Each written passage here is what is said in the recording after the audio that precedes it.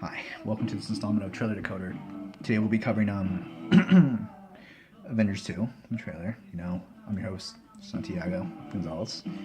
I say my name now. So let's just dive right into it.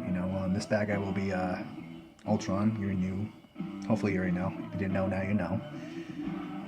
He is a computer virus, gone rogue to crush human race to build it back up as a utopia. Pretty much every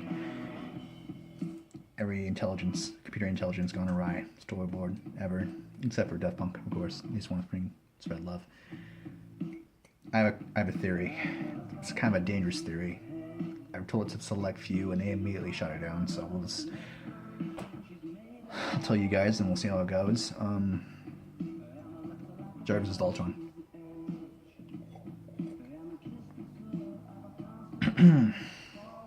Now, before you judge me, let me present my data, and we could learn together, I guess.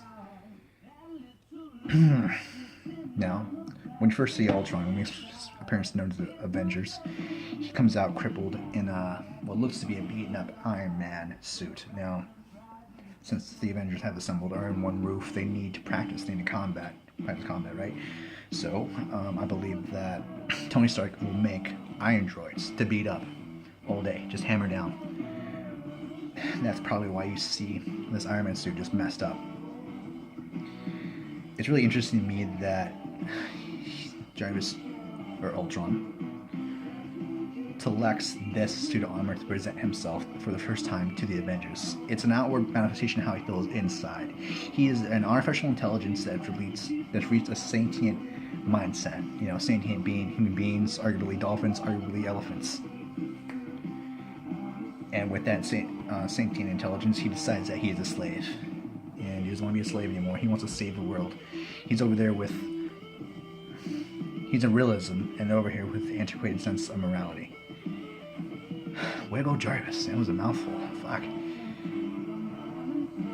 So he chooses this broken down iron droid to come out and present himself, which, it's broken. He looks very much like a puppet, which is really another good point of mine.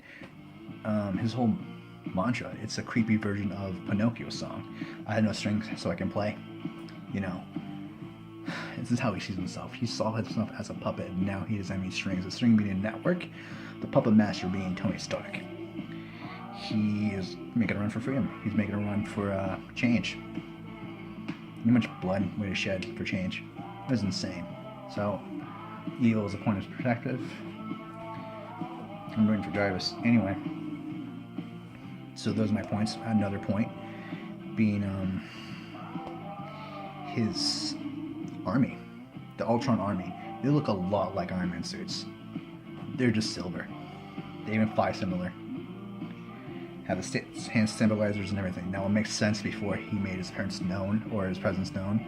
He would make an army with his resources. He's in charge of everything. Tony Stark doesn't. When has Tony Stark ever had a capital ledger? He's lazy, and it got under his nose, and I think that's going to eat him up later in the film. This means he can never ever be in a network anymore. He's going to make a decision on himself, which is going to be a nice new mechanic to that character. Wow. That was a lot. Okay, so I believe that's all my data. Why I think that. It'll be interesting. Let's talk cast. Now, initially I was really scared that the ratio was going to be very towards reality. Let me explain that. When you go to a club, there's a sausage fest every time. And I was really scared that they wouldn't have enough females in this, and honestly, 2 wasn't enough. I think they had 2 females in the whole Star Wars movies, all of them, the Holy Trinity, anyway. So I think females are cool. They need to be in there. The 2 new ones that I saw were, well, not new. One was new. I'm really excited that Agent Hill has returned. Agent Hill is a total ace in the hole. Saves everyone's ass with that them playing any recognition towards her. So see her again. She is gorgeous. See her again is really exciting for me. new player is I saw a female hanging out with him that was of Asian descent. Now, upon more research, I'm kind of gathering, that's not hard evidence, that she may be Agent May from the story, Agents of S.H.I.E.L.D. Now, again, this isn't packed up, this is only superstition from what I gather, but, I guess that'd be cool, or whatever. I'm sure a lot of your fans would be, I never watched the show, I'm sure a lot of you fans of Agents of S.H.I.E.L.D. will probably bet the bet over that. But the ratio is a little more even.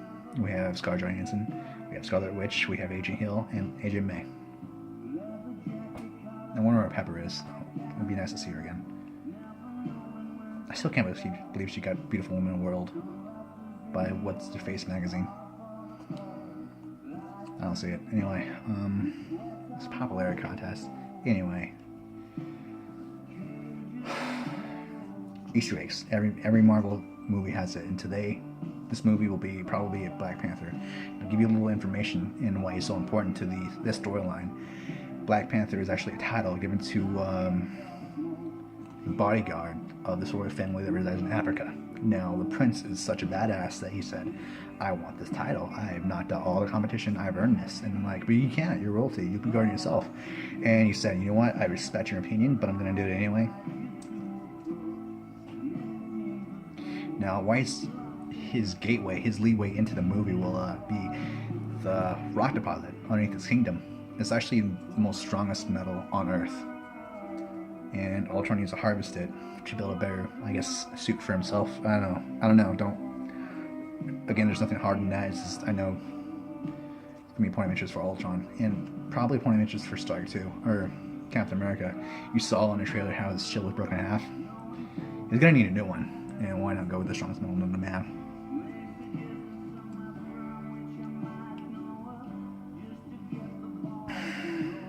So that way, yeah, he will also make an appearance in Captain America 2: Civil War. Also, in this movie, there will be Loki's staff. Now, apparently, within the Loki staff holds an Infinity Stone. Who fucking knew? But it doesn't take a lot to wield this Infinity Stone. I think a mortal can do it. But again, you need all five to have the gauntlet. So it'll be nice to see. I don't think they know what they're sitting on yet. I think they just know it's important. I think that's it. I think I've said it all I need to. The final battle will probably be in the United States. I'm not sure if they're going to go with New York. I wouldn't. Probably go with Chicago if it was me. But they aren't me. Okay. Usually it's just, at this point I ask you to comment below, but however, I'm going to ask you to name your favorite Iron Man suit. Mine's Mach 7, the one you used to fight in New York against the Tesseract Horde. Let's see what that asked. And it didn't rip up. Why the fucking Iron Man 3 did his Iron Man suits tear up like paper? I mean, Thor just put a dent in it, and here's these beings that are less powerful than Thor tearing them up. I don't get it. I guess one could argue that they were just prototypes.